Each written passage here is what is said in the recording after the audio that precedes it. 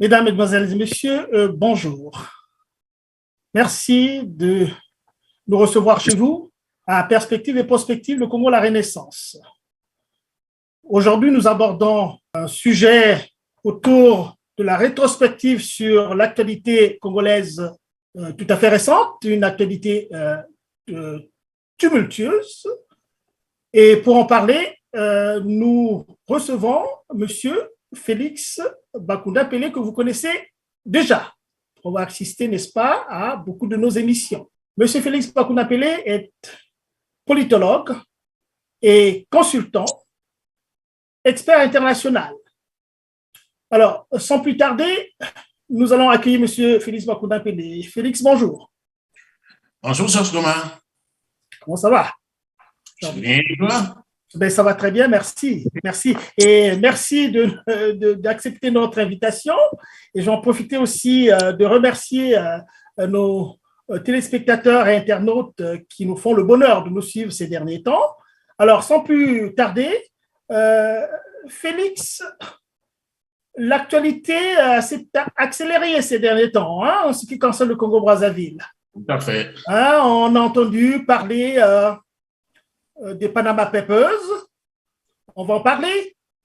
Il y a eu le sommet, on appelait le sommet France-Afrique ou Afrique-France, qui s'est tenu à Montpellier. On va en parler également. On va parler aussi quand même des relations de la France et de l'Afrique aussi. Ce sont des relations qui sont au centre de beaucoup de débats aujourd'hui. Et enfin, nous allons parler aussi d'une date. Une date, nous sommes aujourd'hui le 24. Je pense que les Congolais qui sont attentifs, n'est-ce pas, à l'actualité congolaise, se souviendront, des 30 dernières années, se souviendront de cette date-là. Donc, on y reviendra. Alors, voici ma première question.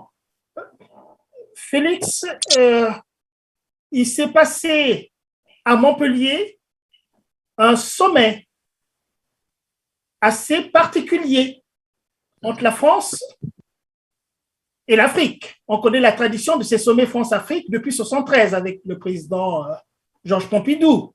Parfait. Et ces sommets se sont passés chaque année pratiquement, si ce n'est 2 ans, à l'intérieur de 2 ans. Mais la nouveauté avec le sommet de Montpellier, c'est qu'on n'a pas eu un chef d'État africain. Aucun chef d'État africain n'a été invité. Donc, Emmanuel Macron fait dans l'innovation. Alors, ma question, c'est simplement de savoir un peu quelle lecture fais-tu, n'est-ce pas, de ce sommet France-Afrique avec la société civile et le président français? Merci pour la question, Georges. Je pense qu'aujourd'hui, on peut voir qu'effectivement, il y a eu beaucoup de débats autour de cette rencontre. Je ne sais pas, il y a des choses que je n'ai pas compris, notamment dans les critiques. Tout ce que nous savons, c'est que traditionnellement, c'était une rencontre entre le président français et les dirigeants africains. Et vous l'avez dit, M. Macron innove. D'autres critiquent effectivement cette innovation en disant que c'est un peu pour mettre la corde au cou auprès de la société civile africaine et que c'est une mauvaise chose. Je dois vous dire tout de suite que ce n'est pas mon point de vue. Je pense que c'était nécessaire et pour tous ceux qui regardaient effectivement ces relations franco-africaines, le lien souvent critiqué effectivement entre le président français et les dirigeants africains, mais également aujourd'hui, je vais dire, disons, l'irruption sur, je vais dire, la scène des relations franco-africaines, disons, d'une jeunesse qui, avec les réseaux sociaux, effectivement, parle, dénonce. Je pense qu'il était temps, effectivement, que l'on dépoussière un peu ces relations franco-africaines. Ce n'est effectivement pas suffisant. Mais moi, je dis, c'est une première fois. C'est une première fois et ça n'engage personne. Donc, de ce point de vue, moi, je pense qu'il était temps et c'est un sommet nécessaire. Pour plusieurs raisons, et je commence notamment par celle-ci. Oui. Je ne sais pas si ceux qui critiquent notamment cette rencontre se rendaient compte que bien souvent, auprès des dirigeants africains, cette rencontre, c'était l'occasion pour écraser, disons, soit leur opposition, soit la société civile africaine, un peu comme pour dire, eh bien, vous pouvez parler, ben, ceux qui ont droit de citer, ceux qui parlent, ceux qui sont reçus, c'est nous. Et je pense que rien que pour cette raison, on peut se féliciter effectivement de cette rencontre-là. Parce que ça permet effectivement, je vais dire, disons par exemple, je parle d'opinion occidentale, de se rendre compte que, eh ben, la société civile africaine existe. Voilà, même si de part et d'autre, ça n'engage personne, mais c'est déjà un point et je pense que les dirigeants africains, principalement les dictateurs qui faisaient effectivement de cette rencontre une occasion pour taire, une occasion effectivement en quelque sorte pour narguer effectivement leur propre société civile, eh bien, je pense qu'ils ont senti le coup et qu'ils les en sont sortis frustrés. Non, je trouve que c'est une bonne chose. Mais Félix, tu ne trouves pas qu'il y a un problème quand même de légitimité qui se pose là, non? Si je te donne cette autre figure-là, un chef d'État africain, par exemple, un chef d'État africain qui convoque la jeunesse française, par exemple, et qui... Oui, j'ai entendu, mais il faut situer ça dans son contexte. Jusque-là, c'était le président français et les dirigeants africains. Jusque-là.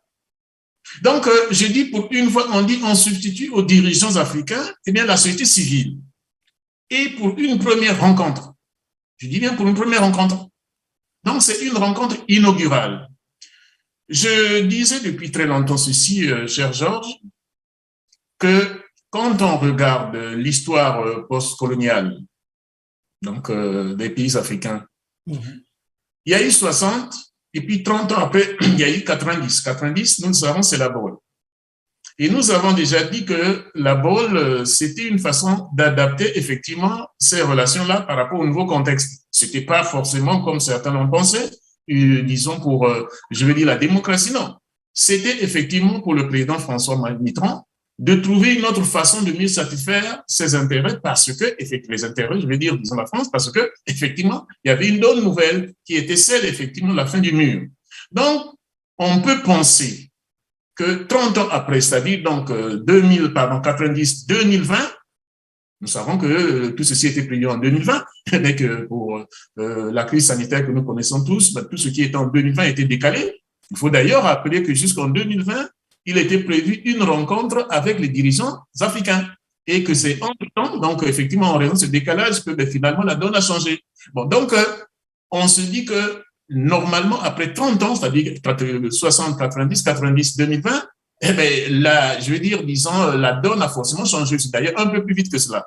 Et que, d'une façon ou d'une autre, il se devait de donner un petit coup, disons, dépoussiérage sur ces relations-là. Donc, moi, je trouve que à partir du moment, ça n'engage personne, à partir du moment, ça permet effectivement, en quelque sorte, disons, de faire émerger cette société civile africaine, pourquoi pas? Maintenant, le reste est à voir. Je pense qu'au niveau, par exemple, de l'autorité française, elles avaient besoin de savoir exactement parce que n'oublions pas qu'entre 90 aujourd'hui, la particularité, c'est l'existence des réseaux sociaux, c'est-à-dire que la société civile existe, elle parle, elle dénonce, et que c'était une façon, effectivement, de mettre, disons, cette société civile-là, disons, effectivement, disons, je vais dire, disons, en lumière. Donc, pour une première rencontre, moi, je trouve pas particulièrement fondé les critiques qui ont été faites. D'accord, mais la méthode, là, quand on voit très bien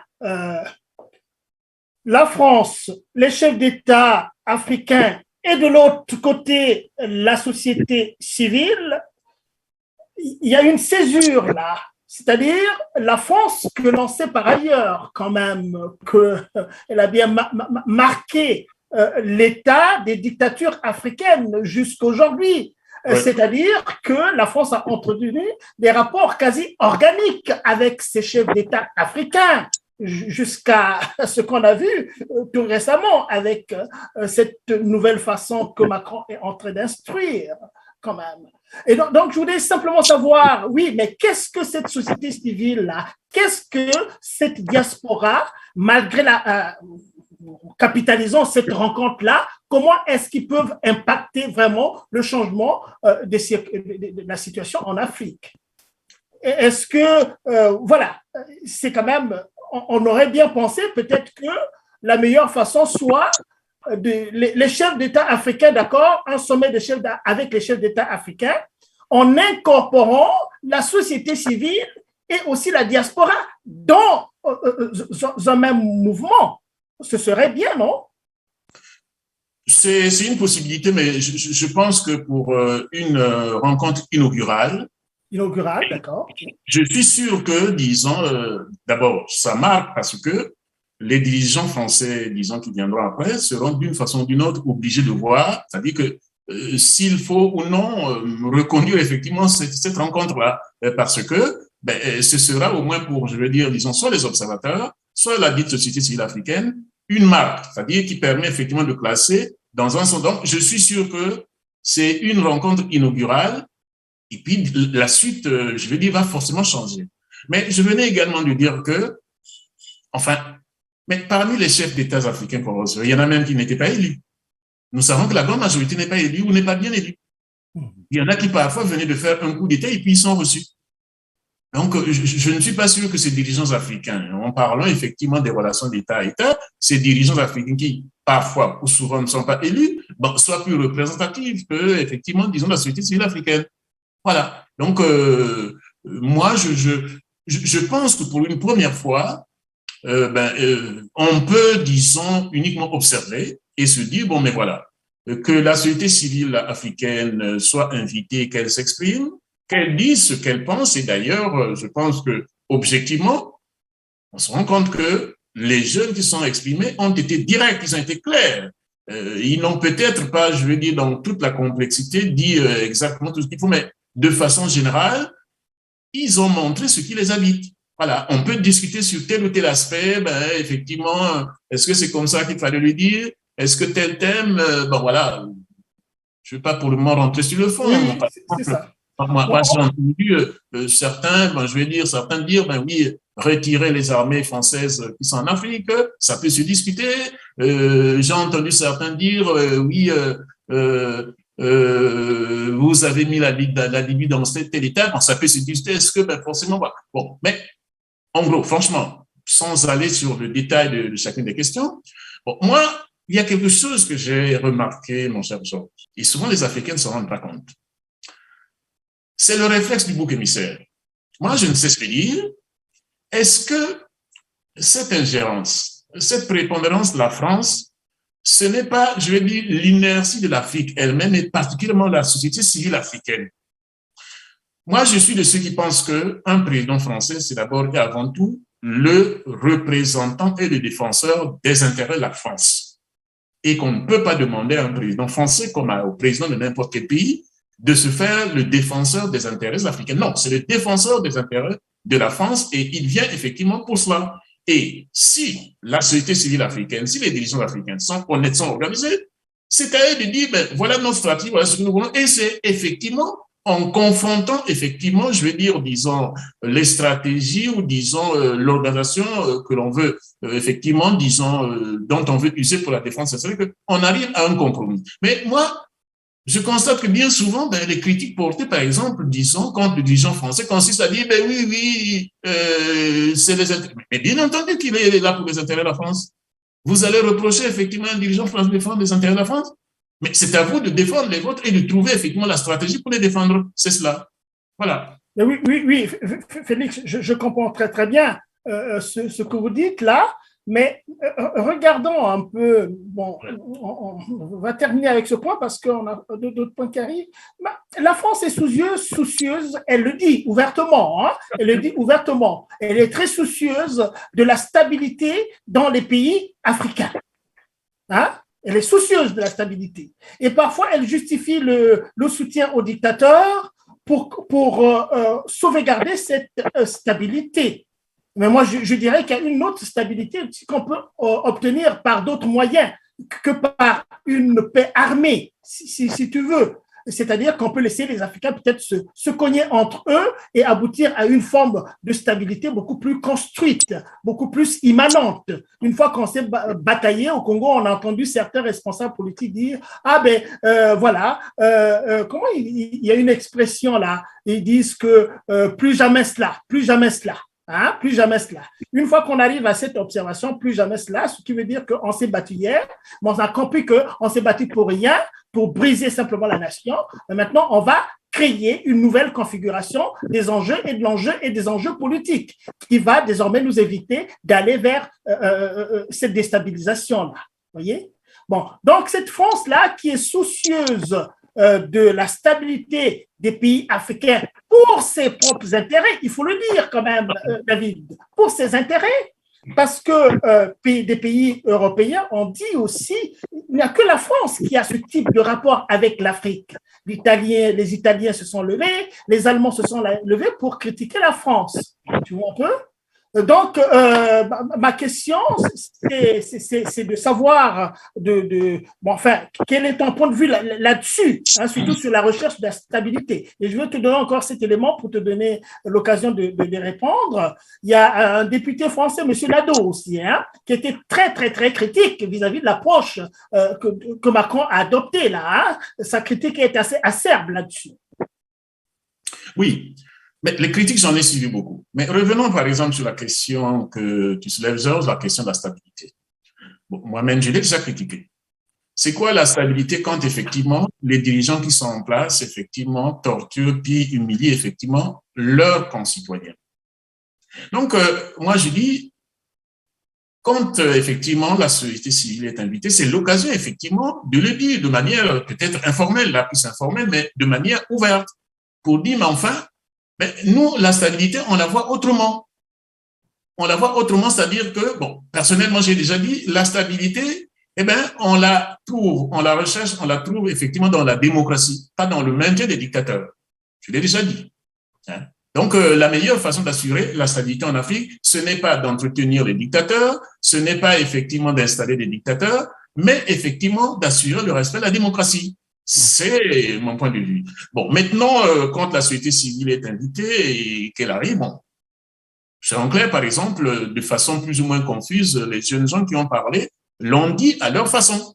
Mais il faut bien dire, dans cette rencontre, parfois on oublie de dire, il y a le rapport, effectivement, qu'a déposé Monsieur Achille Mbembe. Ça, les gens parlent uniquement de ce qu'on a vu, mais ne parlent pas de ce qu'il y a dans le rapport. Bon, bien entendu, mon point de vue personnel, c'est d'ailleurs qu'il y a beaucoup de choses, effectivement, que lui et Macron se sont, je veux dire que le professeur Achille Mbembe et Macron se sont dit, mais qui ne sont pas aussi dans le rapport.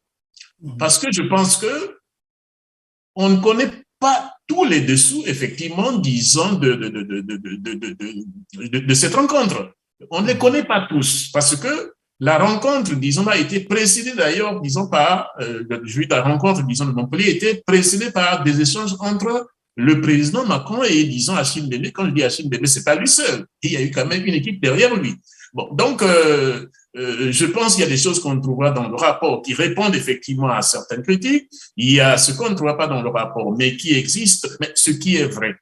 Ce qui est vrai, Georges, et on ne peut pas ne pas le dire entre nous, même si je veux dire que sous-jacent, la réalité est que le président français se rend compte que, eh bien, je vais dire, disons, les relations, je vais dire, disons, traditionnelles que la France a eues avec, disons, les dirigeants de la France, les dirigeants africains, et principalement avec l'Afrique, sont des relations obsolètes. Ça, tout le monde le voit.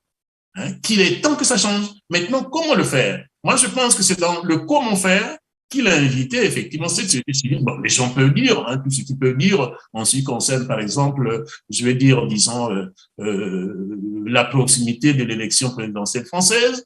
Bon, je trouve personnellement que c'est une façon également d'insulter notre propre intelligence. Est-ce que, je vais dire, disons, les Africains ne sont pas mûrs pour savoir que il y a un peu de stade et autre chose. Je ne suis pas sûr que les gens vont se dire, je parle de la diaspora notamment, va se dire qu'on va aller voter Macron uniquement parce que effectivement il en. Je ne suis pas sûr que la diaspora africaine soit aussi légère que les gens le pensent. Donc je dis, le sommet a eu lieu, il était temps qu'il ait lieu, il était temps qu'effectivement on entende cette société civile africaine, l'organisation des forums. Je suis convaincu que on le fera dans l'avenir, pas forcément de cette forme, mais il y aura d'autres formes de faire. Mais également, je dis, c'est l'occasion pour nous-mêmes de nous dire, est-ce que nous sommes suffisamment armés dans la stratégie qu'il faut? Moi, personnellement, je ne cesse de dire, la force de la France dans ses relations, c'est également l'aveu de la faiblesse de l'Afrique de la société civile africaine, de l'élite africaine, dans la stratégie de défense de ses intérêts. Voilà, je répète, on ne peut pas demander aux dirigeants d'un État de se targuer en défenseur de vos intérêts. C'est à vous-même de les défendre et effectivement, à partir des prétentions de l'autre partie, vous dites, mais on trouve un compromis, mais on ne peut pas, je veux dire, utiliser des boucs émissaires et tu es en train de dire que, ben oui, la France, je dis non, franchement, c'est pas ma lecture. Voilà. Très bien. Je comprends très bien. Donc, en fait, c'est une façon aussi de reconnaître quand même l'influence déterminante que la France, historiquement, a sur les pays africains. Il faut le reconnaître quand même aussi. Et aussi reconnaître que c'est une brèche. On peut faire la critique est la bienvenue, certainement. Il faut laisser les gens critiquer. La critique, ça élargit l'espace de compréhension des choses, de la complexité des choses. Et puis, là, c'est une brèche qui est ouverte, certainement. Et je précise ceci, cette brèche ouverte dépendra du génie, de la stratégie et, je vais dire, disons, des rapports de force que la société civile africaine qui vient d'être mise en lumière, on fera. Voilà. Je dis ceci. On critique souvent la manière dont les indépendances ont été octroyées pour dire que c'est une façon d'arrêter net l'élan, je vais dire, disons, de revendication de la liberté par notamment l'élite africaine. Mais c'était pas fatal. C'était pas fatal. Moi, je pense que ce qu'il faut se dire, c'est ceci. Bon, il y a eu 60. Aujourd'hui, on peut admettre, globalement, c'était raté. C'est-à-dire que l'élite africaine n'était pas prête. L'élite africaine n'était pas, je vais dire, disons, bien munie pour profiter de cette brèche-là. Il y a eu la brèche de 90. Globalement, c'est également raté. C'est également raté. Je disais, il n'y a pas longtemps, il y a un mois où j'étais interviewé par M. Perrin que, en fait, on est revenu casse départ.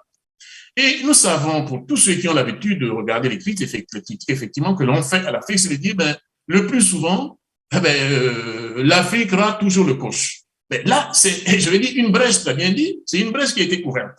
Mais quand on ouvre une brèche, ça peut aller dans tous les sens. Donc, c'est à nous de dire, oui, maintenant qu'il y a une nouvelle possibilité, qu'est-ce qu'il faut faire? Donc, ne disons pas toujours que, oui, c'est à cause de l'autre. Mais disons, nous-mêmes, c'est peut-être à cause de nous aussi. Et en l'acceptant là, en faisant notre introspection, on s'arme. On s'arme pour dire, cette fois-ci, écoutez, bon, voilà ce que l'on va faire. Je me permets de dire une chose, par exemple, parce que moi, Georges, je le répète ou je ne le répéterai jamais assez, le poison, le piège essentiel de l'Afrique, et là également, nous le vérifions dans tout ce que nous vivons en Afrique, c'est le président africain. Parce que chaque fois je suis en train de regarder ce qui va se passer au Mali, disons, en Guinée. Mais enfin, le président africain de façon générale est très, très, très fragile dans les relations internationales. Parce que il a toujours besoin de rechercher la légitimité de la France pour pouvoir, effectivement, je vais dire, fonctionner. Quel que soit, effectivement, son degré de, je vais dire, disons, de patriotisme ou pas, on a l'impression que même quand on est élu, je vais dire, bien élu, légalement, je vais dire, légitimement élu et installé au pouvoir, il faut rechercher une autre légitimité et c'est même la plus déterminante quand on a, c'est-à-dire c'est la France. Ça donne une idée pour dire, mais enfin, est-ce que cette institution est adaptée? Moi, j'ai tendance à penser que malgré tout ce que l'on fera, tant que nous fonctionnerons avec ce modèle-là, nous allons avec un gros handicap.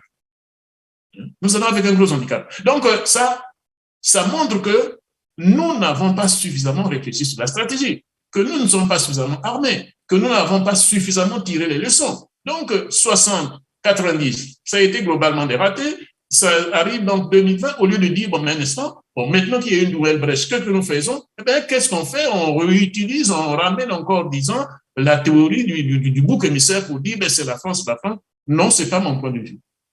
Oui, mais je vois très bien, parce que la critique, quand on écoute sur les médias sociaux, elle est très féroce parfois. Alors, donc, c'est avoir la grandeur, je pense, si on se cabre un peu sur la notion de la brèche dans une relation dont on sait très, très, très, très, a trop marqué les pays africains jusqu'à aujourd'hui. Alors, ce serait peut-être aussi bien d'aller dans cette forme de constructivisme.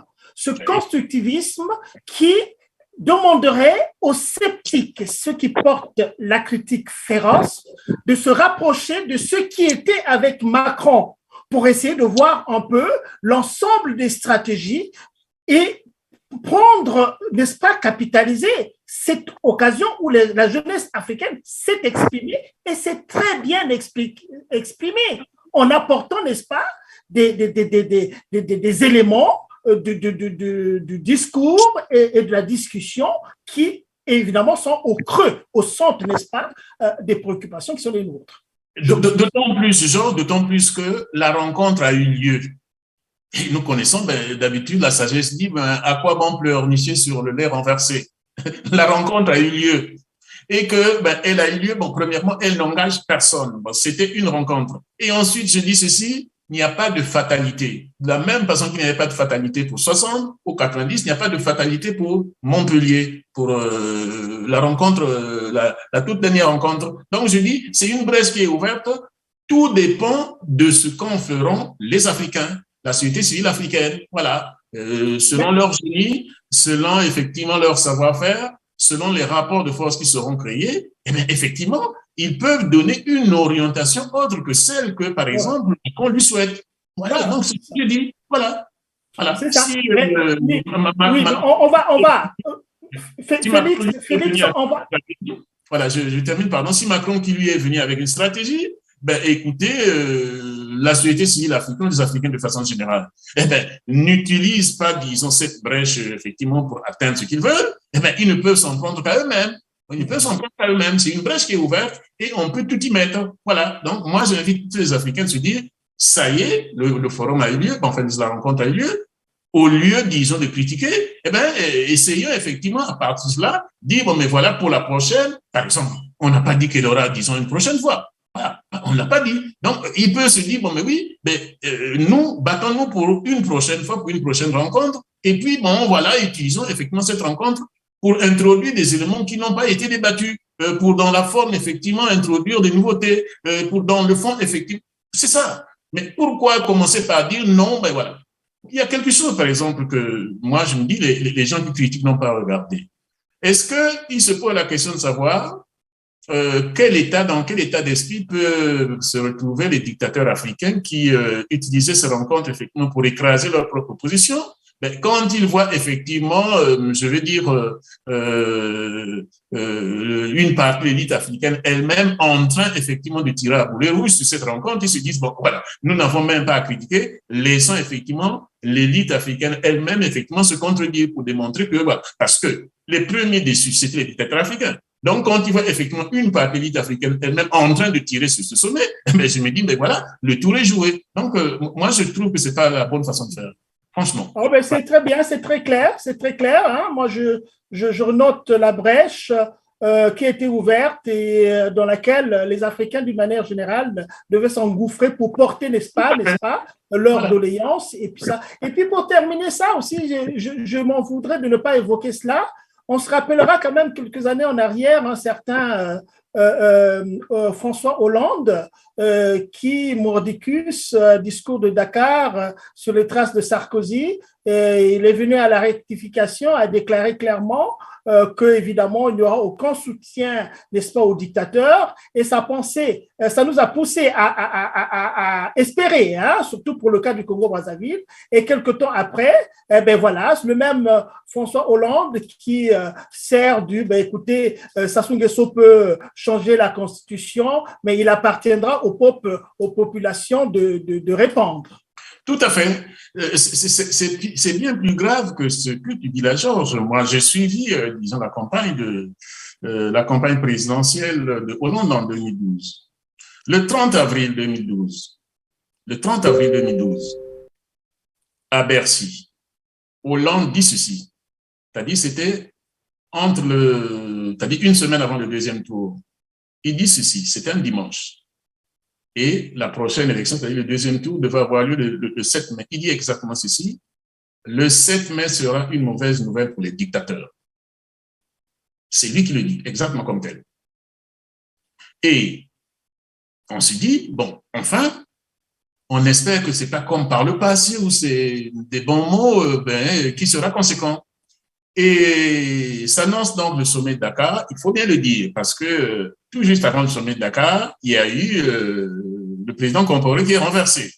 Et donc, le président Hollande saisit cette occasion, effectivement, pour tirer son, je suppose, effectivement, le dossier qu'il avait dans le tiroir, pour dire, ben, il faut se saisir de cette occasion, effectivement, pour aller marteler ce qui est un aspect, effectivement, de mon programme dans ce qui concerne donc les relations France-Afrique.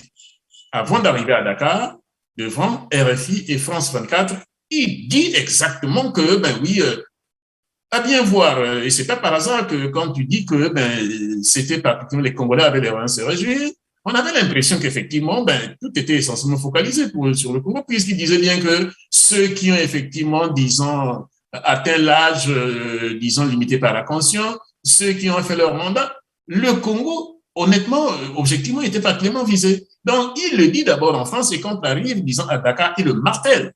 Il le martèle.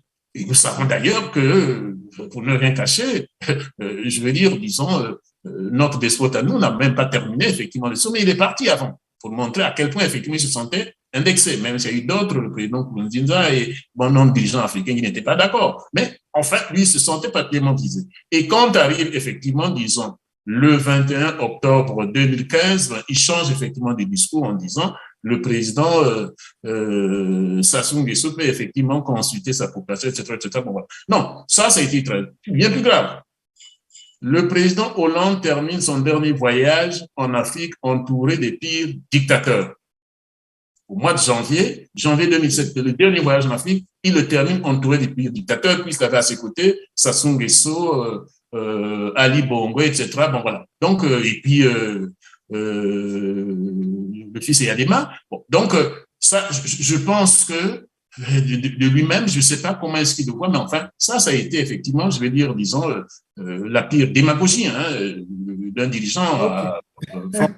Bien, bien. Ben, merci. Merci, Félix, pour toutes ces explications. Bon, passons, il y a un autre sujet qui a défrayé la chronique ces derniers temps. Nous avions connu par le passé, les Panama Papers, les Paradise Papers.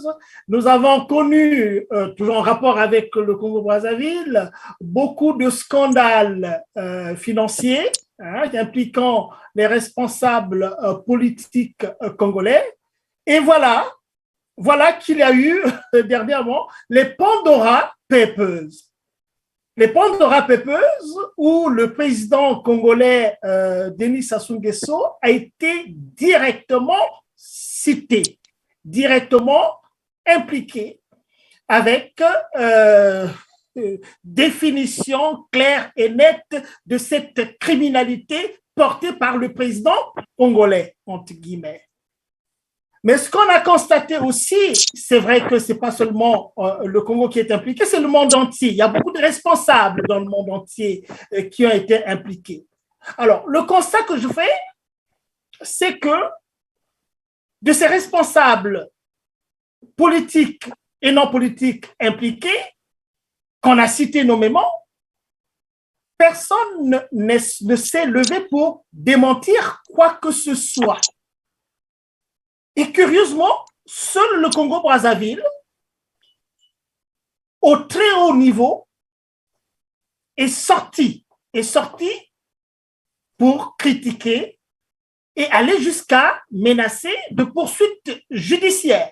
Une chaîne de télévision des plus sérieuses en France, France 2, qui après quand même des résultats d'une enquête sérieuse d'un consortium de journalistes qui ont la déontologie de leur métier, qui ont les méthodes les plus sophistiquées pour aller soulever les écorces des arbres et trouver ce qu'il y a là-dessus, et qui tranquillement font leur rapport. Et voilà le Congo-Brazzaville, par son ministre chargé de la communication et porte-parole, Mongala Thierry, et le président ou le chef du PCT, M. Iloki, sont sortis pour proférer carrément des menaces. Alors qu'ailleurs, au Chili, le président qui a été cité aussi, il est pris à partie par sa population aussi. Le président Kenyatta, de l'autre côté, a reconnu aussi et dit prendre des mesures par rapport à ça.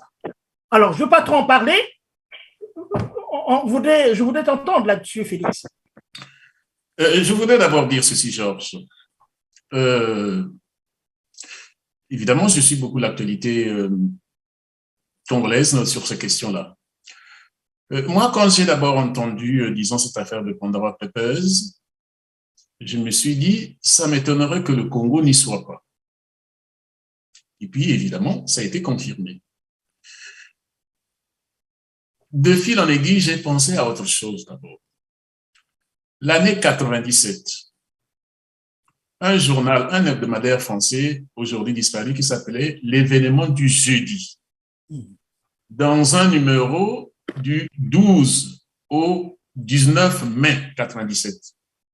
C'est le numéro de l'événement du jeudi. Dans les bibliothèques, on peut encore le trouver. Ce numéro dit ceci, que M. Sassou Nguesso avait 1,2 milliard de francs français. On était encore en francs français. Autrement dit, 120 milliards de francs CFA dans les banques françaises. 120 milliards de francs CFA. Et en fait, moi, quand j'ai entendu ce montant, donc on dit 150 millions de dollars ou d'euros, je ne sais plus très bien. Moi, c'est à ça que j'ai pensé. Donc, je me suis dit, mais ça se recoupe. Est-ce que c'est parce que nous sommes en 90, on a bien précisé, 28 août 98, donc à peine, en gros, un an après être arrivé au pouvoir. Dans les conditions que nous connaissons. Voilà. Donc, je me dis, il y a quelque chose, effectivement, disons, qui permet d'établir un lien entre ces moyens dont on disait que se trouvaient. Alors, je me rappelle que c'est dans les banques françaises, dans les banques occidentales, je ne sais pas, mais le montant, lui, ne souffre pas d'équivoque, c'était l'équivalent de 1,2 milliard de francs français, c'est-à-dire 120 milliards de francs CFA. Bon, tu dis bien l'événement du jeudi du 12 au 19 mai 1998, c'est bien cela, hein? 1997. Oui, mais il faut donner ces références là pour nos auditeurs qui soient capables d'aller remonter jusque là-bas. Voilà, EDJ, je sais, je suis juriste, donc je sais qu'effectivement, non, je l'ai déjà cité ailleurs. Voilà, notamment, disons, pour la critique que j'avais faite à l'endroit, effectivement, de Monsieur Henri Lopez, je me permets de dire qu'il faisait quand même l'apologie du coup d'État dans l'interview qu'il avait donnée, en disant, ben oui, j'aurais tout excusé à Monsieur Bissouba sauf la corruption. Et je lui avais répondu en disant, mais enfin, vous parlez de corruption, mais enfin, je veux dire, vous avez le droit effectivement de critiquer, mais vous ne parlez pas de ça. Hein? Vous ne parlez pas de ce qu'a publié donc l'événement du jeudi. Donc, je citais ce montant-là. L'événement du jeudi du 12 au 19 mai 1997, où effectivement on disait que M. Sassou Nguesso avait 120 milliards de francs CFA dans les banques françaises ou occidentales. Là, effectivement, enfin, c'était 120 milliards de francs CFA. Bon, donc, il y a ça, il faut quand même le dire. Donc, pour dire. Et précisons à l'occasion des Pandora Papers que, ben oui, RFI a précisé que, ben, ils vont faire des révélations beaucoup plus édifiantes encore. Donc, je pense que nous ne sommes pas, effectivement, au bout de l'épisode. Voilà, qu'il y a d'autres, effectivement. Enfin, ça, nous le savons. Nous savons quand même, moi, je ne cesse de dire, je ne cesse de répéter, mon cher Georges, que les seules réussites de M. Sassou Nguesso se résument en 3 industries. C'est l'industrie du pillage, l'industrie du crime, l'industrie des empires de valeur. Ça, tous les Congolais savent. Donc, aujourd'hui, bon, voilà, très sincèrement, peut-être qu'au niveau de l'opinion internationale, ceux qui ne connaissent pas le coup, ils peuvent s'en étonner, mais nous savons que le but premier, disons, de Sassou en arrivant au pouvoir, en dehors effectivement du pouvoir lui-même, c'était effectivement les sous. Je rappelle, pour, je vais dire, disons, son propre point de vue, parce que ce qui frappe effectivement à la suite de ces événements, c'est quoi? C'est le déni, disons, de Sassou Nguesso, vous l'avez dit, avec son ministre de l'information et de la communication, je ne sais pas comment on l'appelle. Le déni, ouais, systématique, donc, hein, systématique, le déni systématique. Le déni systématique. Ils sont dans le déni systématique, oui, allez-y. Donc, Georges, le 7 mai 2020, M. Sassou Nguesso est interviewé à France 24 par France 24 et RFI. Et on lui pose la question notamment de l'argent destiné aux hôpitaux qui auraient disparu, et Sassou Nguesso, avec effectivement, disons, l'aplomb qu'on lui connaît, dit « Pas un seul sou n'a été détourné, pas un seul sou ». Nous savons également que quand il y a eu ces affaires, notamment, disons, des disparitions, disons, de nos compatriotes du Beach. Monsieur Sassou Nguesso dit non, il n'y a pas de disparu du Beach. Qu'il n'y a pas eu de disparu. La première réponse des gens sont faits, il a dénié. À ce moment-là, c'était un autre ministre de la communication, je pense que c'était monsieur Ibovi, oui, c'est ça? Ibovi, François Ibovi, ouais. Voilà, c'est le déni. Donc, quand on regarde, je vais dire… sans te couper, puisque tu mentionnes, je pense que il faut que qu'on prenne l'habitude de nommer ces gens-là, qui ont eu des responsabilités. Là, tu parles de M. François Ibovi. C'est bien lui aussi, à une époque, qui disait qu'on va pourchasser les gens jusque dans les caniveaux, jusque dans les chiottes. Tout à fait. Je viens de parler de M. Lopez. M. Lopez dit, du temps où nous étions au pouvoir, nous sommes en 99. 4 mois après, disons, l'éclatement de l'affaire des disparus du Beach.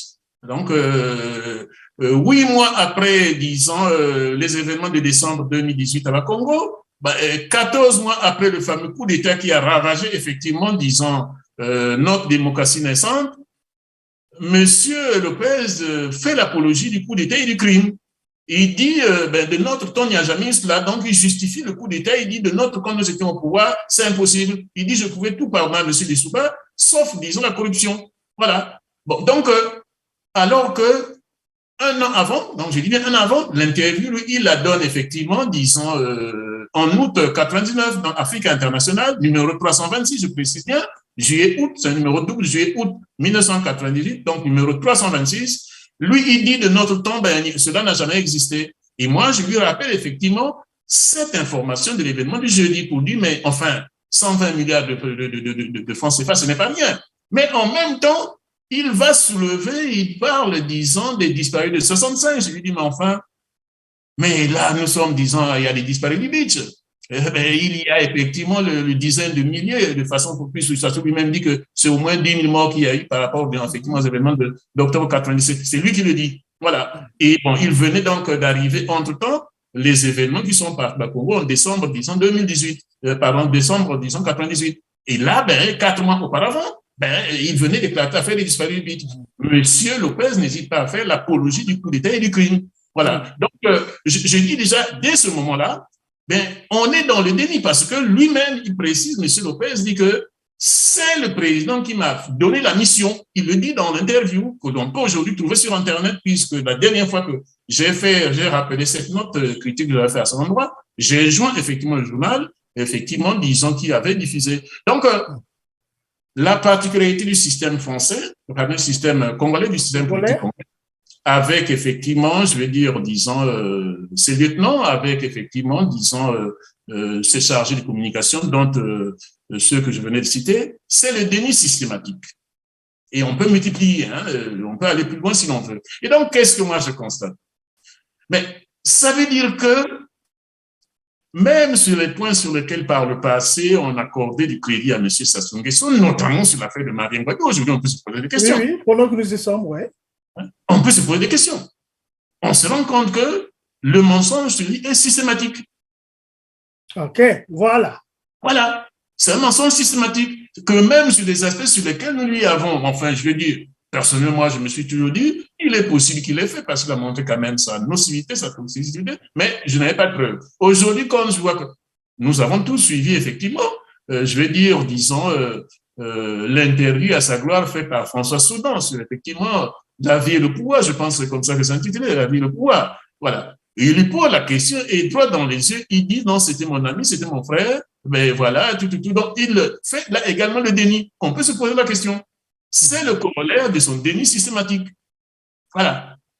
C'est un régime sans foi ni loi. Il est sans foi ni loi lui-même, il dénie tout. Et à partir il dénie tout. Enfin, tu l'as dit, Jean. Donc, en fait, le mensonge est bien ancré tout à fait. au centre de la pratique du pouvoir. S'ils sortent de ce mensonge-là, ils signent leur arrêt de mort. Tout à fait. Tout à fait. C'est comme ça qu'on peut le dire, finalement. Aujourd'hui, on peut se rendre à l'évidence, le mensonge politique, le déni systématique fait partie du système politique congolais. et qu'on ne peut pas s'arrêter là. Personne, à ma connaissance, je l'ai dit, personne parmi tous ceux qui ont été cités par le rapport, effectivement, Pandora, personne n'a dénié, sauf le pouvoir congolais. Et il menace toujours systématiquement, il menace de porter plainte, mais ne porte jamais plainte. Voilà. Il menace toujours. Moi, je me rappelle, notamment sur la question des biens mal acquis, dans l'ouvrage de François Xavier Verschard, Noir Silence. Mais il citait déjà, effectivement, y compris d'ailleurs le journal, l'événement du jeudi dont je venais de parler, il citait déjà, effectivement, je vais dire, disons, il faisait état, disons, des montants accumulés, détournés par M. Sassou Nguesso. Et à ce moment-là, les 3 présidents avaient déjà menacé de porter plainte. Mais ils n'ont jamais dit la suite, hein, parce qu'ils avaient déjà porté plainte. Voilà. Ils n'ont jamais dit la suite. Voilà. Donc, c'est ça. Donc, aujourd'hui, on sait que, bon, de toute façon, ça n'a trompé personne, hein, nous en parlons seulement comme ça. Je pense que tout le monde a compris que Sassou Nguesso est bel et bien, disons, dedans, dans cette affaire-là, ça souffre pas d'équivoque, et qui nous démontre aujourd'hui, pour donner un peu de crédit au déni systématique qu'il a fait juste depuis qu'il est au pouvoir, ben, qu'il porte plainte, effectivement, contre le consortium qui a mis, effectivement, cette affaire à jour. Mais nous savons que ça ne viendra jamais. Mais bon, Félix, toujours pour aller un peu, pour avancer, on va aller vers la fin de notre entrevue. Mais c'est curieux quand même, hein? Qu'est-ce qui nous reste des institutions à la dimension africaine?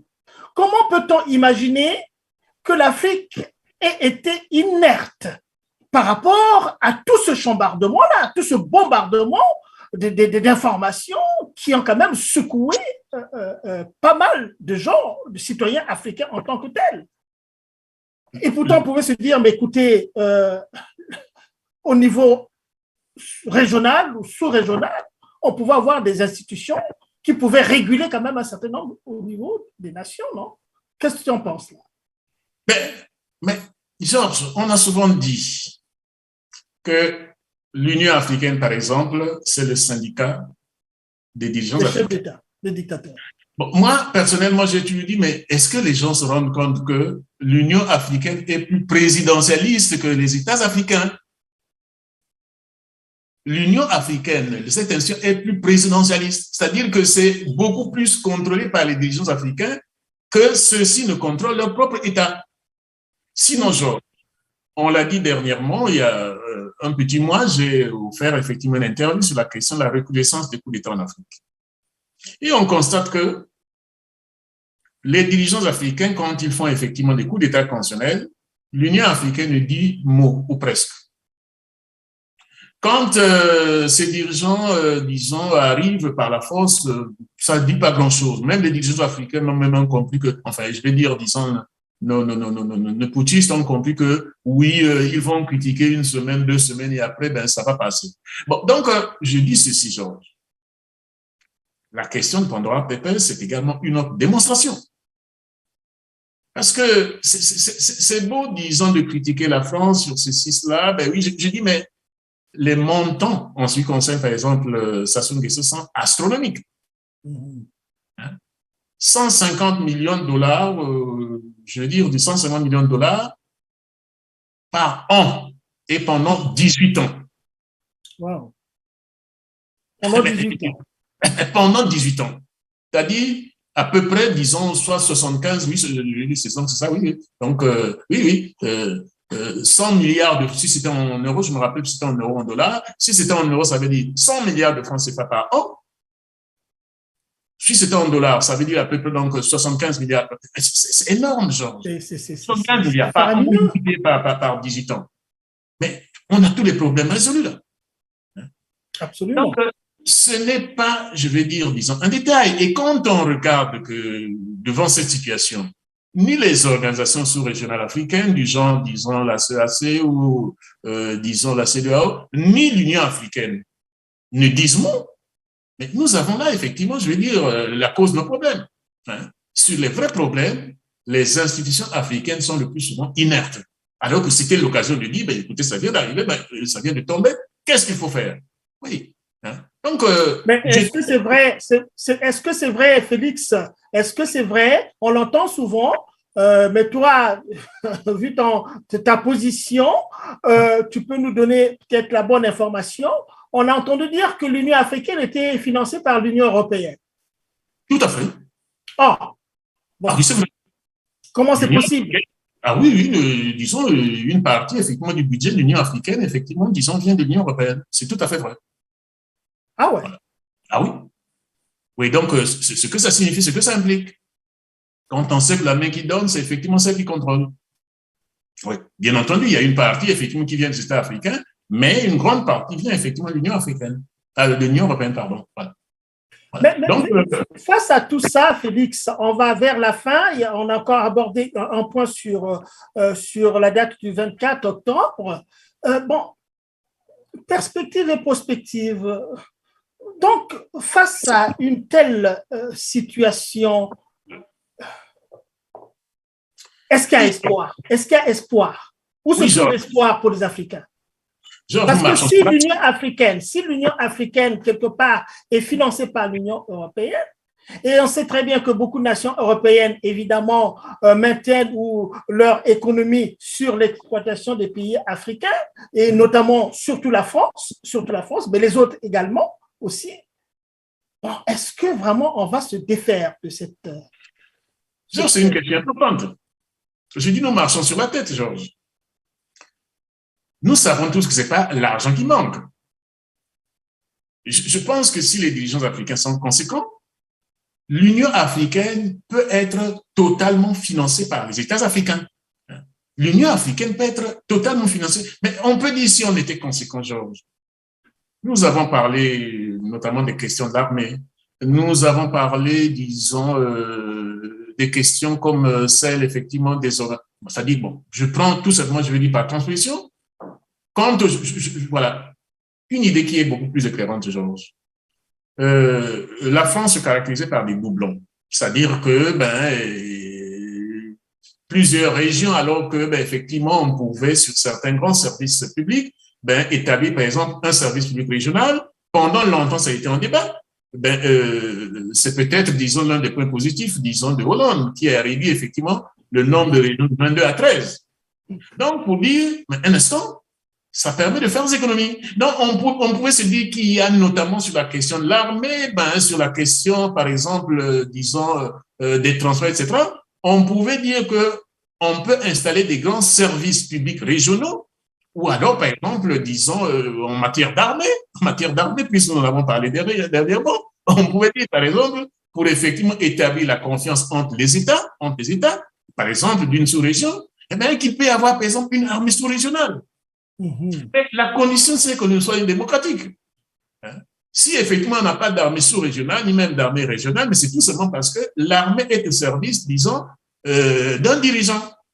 Si c'était pour des raisons de sécurité, genre, nous prenons l'Afrique centrale, on établit une armée sous-régionale qui demain devrait constituer effectivement, disons, une armée régionale, mais du coup, on fait des économies très importantes. Nous avons parlé la dernière fois du montant énorme qu'effectivement paye le Congo, disons, pour l'armement. Donc, nous savons que c'est d'abord et avant tout pour la sécurité personnelle et pour la conservation du pouvoir. Donc, ce n'est pas l'argent qui manque. Donc, de ce point de vue, effectivement, on ne peut que constater que là, nous vivons effectivement les effets pervers de la dictature, que, effectivement, c'est parce que, je vais dire, disons, l'argent est, je vais dire, disons, mal géré que l'Union africaine est obligée de dépendre effectivement de l'Union européenne. Et bien entendu, on sait qu'à ce moment-là, effectivement, effectivement, les pays européens peuvent dicter la règle. Voilà, peuvent dicter la règle, effectivement, sur la gestion de l'Afrique. Donc, voilà, je vais dire, c'est clairement dit, voilà. Très bien. Donc, dans ce que tu viens de dire, Félix, je retiens et on aimerait que les Congolais le retiennent également dans le rapport, n'est-ce pas, à l'armée et à tout le budget qui rentre dans ces instruments de répression dont l'État seul a le monopole. Je parlais aussi de la police, la gendarmerie, l'armée et tout cela au Congo. Toutes ces dépenses, c'est tout simplement au bénéfice d'un seul individu, qui est M. Denis Sassou Nguesso et son équipe et les membres de sa dictature. Et que tout cela n'est pas fait, des sommes exorbitantes qui sont dépensées, des milliards et des milliards, ça n'est pas pour protéger les Congolais. Georges, il faut admettre que si, par exemple, ce n'était pas dans l'intention d'utiliser l'armée pour leur propre pouvoir, les dirigeants africains n'ont pas besoin d'une armée personnelle. Une armée sous-régionale serait beaucoup plus efficace. Elle serait plus efficace et en même temps, de très loin, plus économique. Et, voyez, donc cet argent, par exemple, pouvait être orienté, donc effectivement, vers l'Union africaine pour assurer l'indépendance, je dis bien l'indépendance de l'Union africaine, mais enfin. Mais Georges, on ne peut pas dire que l'Union africaine, disons, est en compétition dans le monde et en même temps dépendre, je veux dire, d'institutions, bon, même si nous ne sommes pas dans le super-étatisme, mais dans l'inter-étatisme, c'est-à-dire la souveraineté des États, mais que l'institution panafricaine majeure dépend effectivement, disons, d'un autre continent au plan financier. Hein? Puis à toi-même sur ce côté-là, mais vraiment, on marche la tête de se rendre compte que l'institution panafricaine principale dépend, disons, d'un autre continent pour son fonctionnement. Très bien. Voilà, très bien. Alors, Félix, si tu me le permets, on va aborder le dernier point. Oui, le dernier point. Alors, assez rapidement, il y a une date. C'est le 24 octobre 1997. Voilà. Sassou a gagné sa guerre, qu'il a ouvert le 5. Et puis, ben voilà, Lissouba a fui, d'accord, mais il y a une victime du 24 octobre 97. Est-ce que tu peux nous en parler? C'est très important cette date, Georges. Moi, j'ai souvent dit ceci. Prenons l'hypothèse, je dis bien, prenons l'hypothèse où Sassou Nguesso n'avait pas triomphé de cette guerre qu'il avait créée le 5 juin. Prenons cette hypothèse-là, Georges. Parce que les gens ne se rappellent même pas, disons, le contexte de juin 97. Mm-hmm. Le président Lissouba ne veut pas organiser les élections et c'est pour cela qu'il est allé, effectivement, disons, attaquer celui qu'on présentait comme son principal opposant. Tous les Congolais savaient que le principal opposant de Lissouba, c'est Kolela.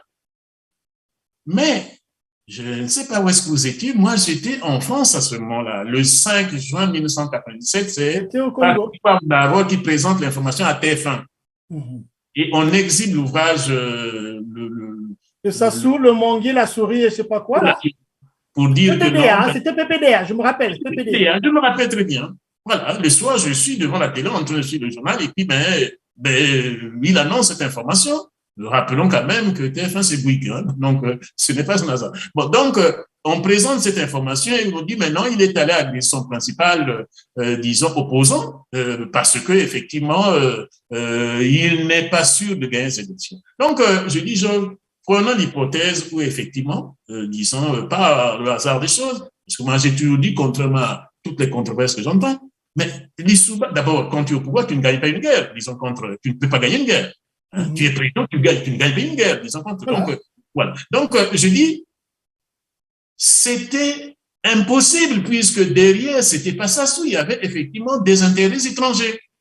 Mais sans te couper, Félix, sans te couper, s'il te plaît, il faut ajouter cette information que quelques jours auparavant, je crois que c'était le 4, il y a un fret bizarre, ça c'est le Canard enchaîné, qui titre, il y a un fret bizarre qui est parti du Bourget, donc avant la guerre, un fret bizarre parti du Bourget qui a atterri à Franceville et de Franceville, on a transféré un contenu, des tonnes et des tonnes, c'était des instruments, des objets de campagne, avait-on dit, mais des objets, des t-shirts et des stylos qui pèsent, c'est pas 25 tonnes, et on a démontré que c'était des armes que M. Denis Sassou Nguesso avait achetées en France, avait fait acheminer à Oyo, et on trouve quand même le temps de dire que non, ben voilà, Lissouba est allé créer une guerre.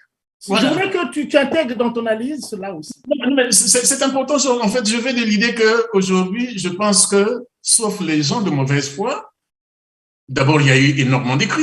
J'ai parlé de l'ouvrage Noir Silence. Moi-même, j'avais, disons, septembre, plus juste avant d'ailleurs, disons, octobre 97, j'avais publié un document qui était intitulé Congo-Brazzaville, la démocratie trahie. Qui devait faire, je pense, disons, 50-70 pages comme ça. Bon, donc, voilà, il y a énormément d'écrits. Et puis, il y a l'ouvrage d'un compatriote, la Cour de la démocratie congolaise brûlée au pétrole. Il y a eu énormément d'écrits. Isaac Koula. Donc, il y a eu énormément d'écrits sur ça que faut être de mauvaise foi pour dire que, eh ben non, c'était effectivement, disons, une agression pour empêcher M. Sassou Nguesso d'arriver au pouvoir. Mais je dis, pour revenir à notre question, M. Lissouba vient d'être renversé et M. Sassou Nguesso le justifie par l'agression dont il aurait été l'objet. M. Lissouba n'est plus au pouvoir. Et le 24 octobre, M. Sassou Nguesso abroge la Constitution. Je rappelle toujours qu'il n'a rien à voir avec M. Lissouba. La Constitution congolaise alors en vigueur est du 15 mars 1992. Lissouba est élu plus tard, en août 92. Et je rappelle toujours, la particularité de cette Constitution, c'est que c'est la seule de notre histoire politique qui ne dépend pas d'un président de la République. Et donc, le 24 octobre 1987, M. Lissouba est parti du pays. M. Sassou Nguesso abroge la Constitution du 15 mars 1992. Le mode opérationnel est le même. Est le même que celui de 1977. Marien Ngouabi est tué le 18 mars 1997. Le 18 mars 1977, pardon. 77, ouais. 18 mars 1977. Le 5 avril, vous voyez donc, 5 avril 1977, acte fondamental de Sassou Nguesso. Le 24 octobre 1997, acte fondamental de Sassou Nguesso. La même méthode.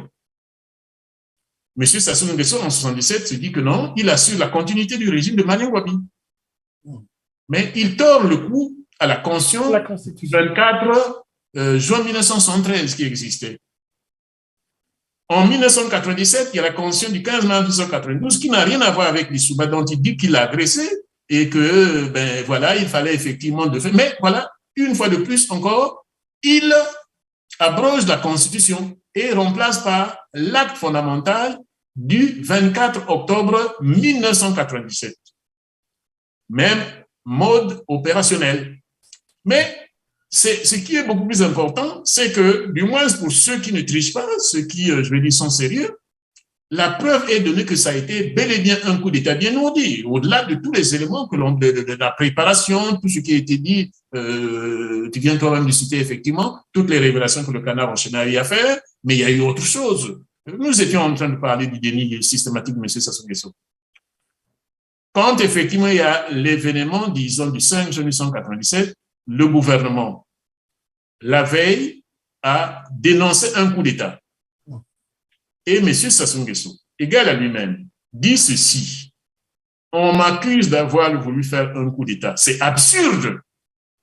Le but n'est pas, disons, de faire un coup d'État et de prendre le pouvoir. Georges, c'est écrit comme tel dans le journal Libération. Le but n'est pas de prendre le pouvoir. C'est absurde de m'accuser d'avoir fait le coup d'État. Nous sommes à quelle date là, Georges? Nous sommes donc déjà donc, le 5 juin et donc je vais dire, disons, l'opinion publique internationale, je vais dire les journaux français dans l'interview, et le 17 juin, ils disent cela, le but n'est pas la prise du pouvoir. Et 3 jours après, quand l'interview dit, nous avons pris la capitale, il nous reste d'autres parties, dans 2-3 jours, nous aurons pris toute la capitale. Et nous le savons, le 24 octobre 1987, il aborde la Constitution, et le 25 octobre, il prête serment. Il prête serment. Donc, sur le déni, nous voyons que le plus souvent chez lui, quand on dit déni, ça veut dire le contraire. Les Congolais doivent l'apprendre. Chez lui, le déni, ça veut dire en fait l'aveu. Il faudra désormais le retenir. Le déni sur la mort de Marien Ngouabi, le déni sur les événements, disons, de 97, le déni sur les Pandora Papers, le déni sur le pillage de l'argent, donc devant RFI et puis France 24, le 7 mai 2020. Vous voyez donc là, systématiquement, vous voyez que c'est la même méthode, le déni systématique. Donc chez lui, le déni, aujourd'hui, il faut bien le comprendre, ça n'a aucun sens pour ne pas dire qu'il faut systématiquement inverser la lecture pour bien comprendre effectivement la réalité. Donc je rappelle au Congolais que le 24 octobre 1997, ça a été la confirmation du coup d'État. Ça a été la confirmation du fait que le déni de M. Sassou Nguesso ne veut rien dire, puisque quelque temps auparavant, il faisait le déni pour dire ce n'est pas de prendre le pouvoir. Et puis, bien, le 24 octobre 1997, effectivement, au grand jour, il sabre effectivement, disons, la conscience et puis remplace par un acte fondamental égal à lui-même. Mais Félix, je t'entends là, je t'écoute, là, tu parles de Denis avec une telle pertinence, mais c'était bien prémonitoire, hein, la naissance de Sassou Nguesso, de Sassou, là. Hein, le prénom de Denis, là, c'était prémonitoire, là. Hein, il se prénomme Denis Sassou Nguesso, et puis, ben voilà, il s'illustre dans le déni de tout. Denis n'avait pas pensé, mais voilà, effectivement, ça se recoupe bien. Et Denis qui systématise le déni. Voilà. Voilà. Tout à fait. OK. Ben, écoute, mon cher ami, ben, merci beaucoup de toutes ces explications. J'espère que nos chers compatriotes du Congo-Brazzaville et aussi au-delà auront fait sens de ce que tu viens d'expliquer clairement ici. Et une fois de plus, cette émission a été conçue pour penser, n'est-ce pas, un nouveau Congo. Et pour qu'un nouveau Congo advienne, il faudra que les Congolais fassent d'abord sens de leur histoire.